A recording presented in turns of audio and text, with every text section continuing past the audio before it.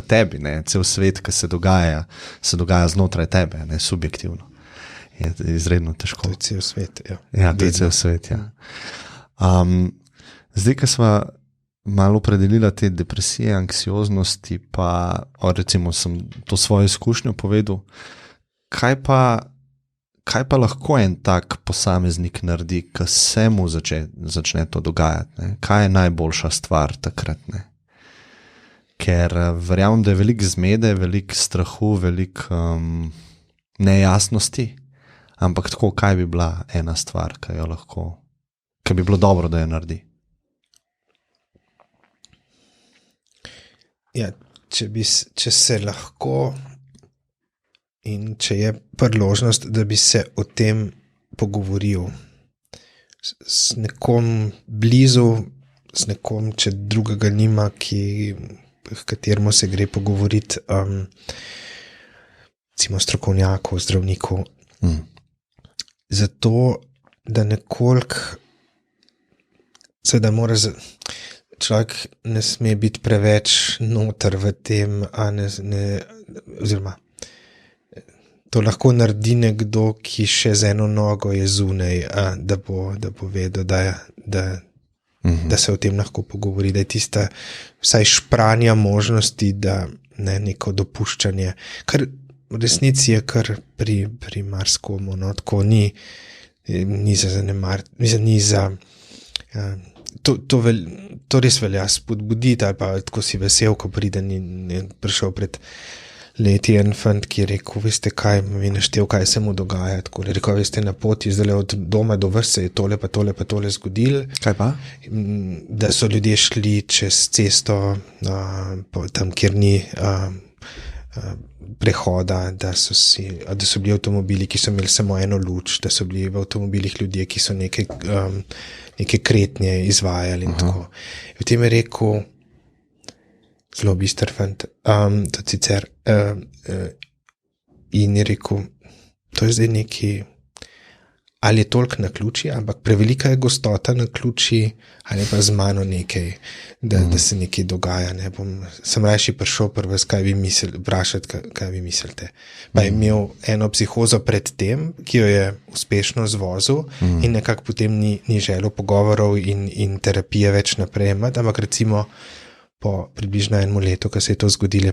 Tako, če človek to vidi, ali pa se spomnim enega svojega prijatelja izpred let, tudi ki je z drogami se mu je inducirala ena psihoza, da mu CIA agenti sledijo, in potem eno jutro šel v službo in sta bili en pred vrati, en pod blokom, en v križišču, in potem je rekel, CIA nima toliko denarja, da bo enega povprečnega tlele. Aha, dve zgodbi nista šle skupaj. Je, kak se mu je zdelo, da to nekako ne bo logično, pa je šel se pogovoriti in tako. Ampak to tako. Skratka, pogovoriti se, če se le da, če ne pa, če mogoče ni priložnosti, je kakšna druga okoliščina, pa da se v neko aktivnosti, tako, da gre na sprehod, da gre na neki, če je šport mu blizu, da se poskuša skozi telo pa rutino ne prepustiti temu prostemu teku preveč, ker to bo začelo preveč, tako prizemljevati nekako to, če se le da. Marsikoga je to rešilo. No? Tudi pol, ko so že v tem stanju ali iz tega stanja prihajali, pa pridejo tako recimo na oddelek ali pa se z njimi pogovarjam, kako živijo, pa je to, da imajo eno dnevno rutino, tudi če živijo sami, če živijo brez nekih obveznosti neposrednih, takole, da jim ni treba nekega urnika imeti, je vseeno zelo dobro, če ga postavijo in mu probajo slediti to pol. In to lahko pripelje, tu imam tudi par izkušenj, da so ljudje pol si nekako takole sami, pa so ugotovili, tudi en fant mi je pred časom tako dobro opisal, kako on čuti, kako se mu zgodba začne prožati in pa če ne gre, če ostane pri telesu, pa pri dihu, na vaje čuječnosti je imel, rekel, ne moram ratati psihotičen. Ne?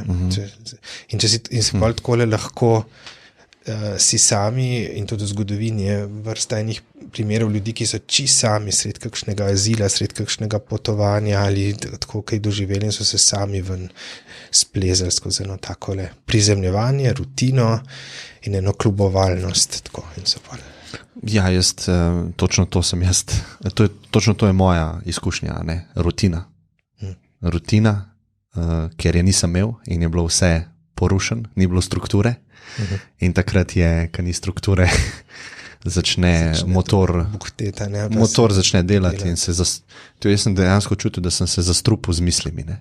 Se prav strup sem pil, ne.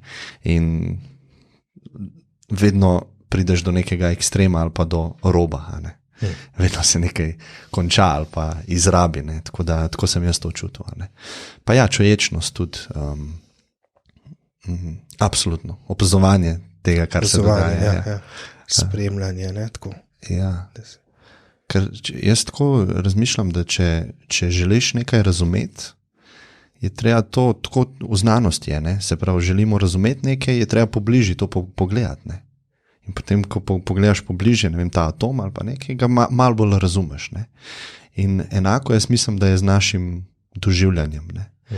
Da če želimo to razumeti ali pa razumeti naše akcije, naše počutje, je treba to točno pogledati zelo od blizu, ne. In takrat se same stvari, razumevanje samo pride, ne. Ni potrebno nobenega napora, ne, ker mogoče bolj jasno vidiš sebe in svet in kakšno interakcijo imata, ne. Včasih je koristna interakcija in se dobro počutiš in se ostali dobro počutijo, včasih si pa v konfliktu s svetom. In ko rečem svet, mislim tudi svoje misli, ne. To je tudi svet, ne. Jaz sem pa nekaj pod tem oziroma za tem, ne. Tako da ja, super. Kaj pa ljudje, ki jih je veliko več, ne, te, ki so v stiku z nekom, ki ima neko težko situacijo, neki so se sicer že dotaknili, ampak kaj bi bil nasvet njima, ne?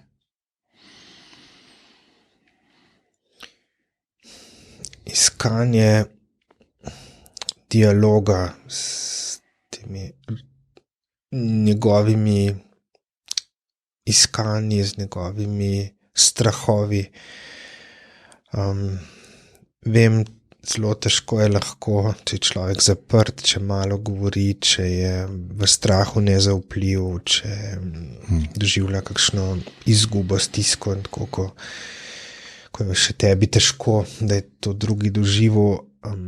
Vse to so nekaj, seveda, da te ovira pri tem oziroma ovira ta dialog, ampak se zdi, da v vseh stanjih, ki smo danes tudi o njih govorila ali pa bi jih še lahko kakšnega umela, v smislu, da so še kakšna drugačna, da takrat, ko so v njih, se še vedno da vsakem, ne, to je tak tudi psihoterapevtski kredo Viktorja Frankla, ki je rekel, tudi v najbolj nemogočih, najbolj zaprtih stanjih, največjih odmikih človeka od vsega človeškega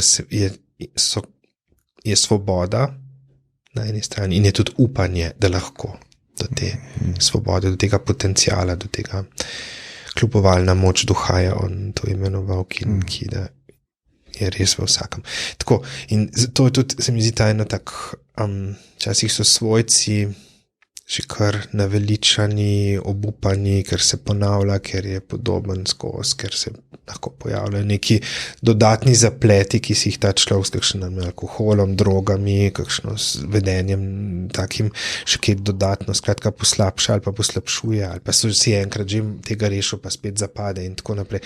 Zato je taka dolgotrajnost in kroničnost in to se da izčrpava tudi vse okrog, ampak sen tako, da iščejo pa da iščejo dialog, kje bi on, se vendar tudi on vidi, da je nekje, ne, da se, tudi če se brani pred tem, pa če reče, da imi mir in pust me in tako naprej, in je obupan sam, a ne. Artie Lang je poudaril vedno, da ni razumevanja schizofrenije brez razumevanja obupa in lahko razširva to na katerokoli od teh stanj.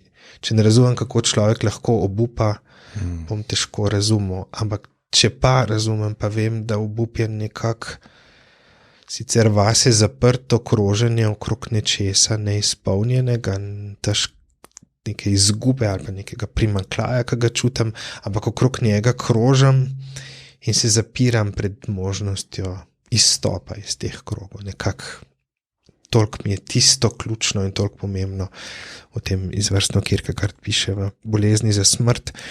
In to, če vseeno to dinamiko razumeš, pa vedno prehajaš k temu človeku nekako nazaj, pa ga probaš vseeno vprašati, če še vidi kaj razen tega kroga ali pa razen te bolečine svoje in da kdaj potem zasije, ne, tudi, da se razpre, da nastopi ta da ta luč luč in sam vzgib k temu, da se, ker dejansko res lahko odpre sam od znotraj človeka, ne, jaz lahko lahko marsikaj ne morem pa nekako vsega, ne, tudi lahko sem pripravljen pomagati, lahko sem pripravljen vse narediti ali priskrbeti ali karkoli, ampak mora priti iz centra njegovega, ta vzgib, ne, da se bo.